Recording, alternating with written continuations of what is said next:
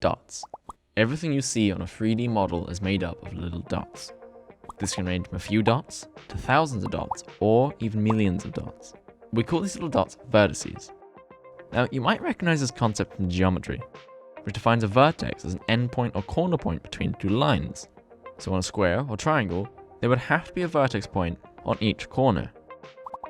Another thing we know from geometry is that two connected vertices create a line, which would be known as an edge.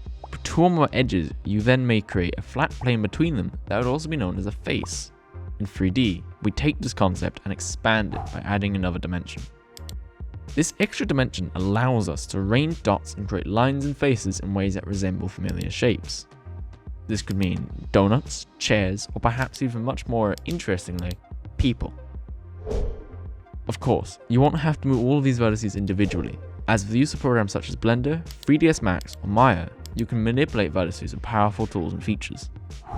With enough effort put into the placement and flow of these little dots, lines, and faces, anything can be made into a 3D space. The options are limitless. And that's only just scratching the tip of the surface. There's so much more you can learn in the 3D Explainer series that I have created for free on my YouTube channel. Head over to Luca Forder's masterclass in 3D.com and subscribe to find out more.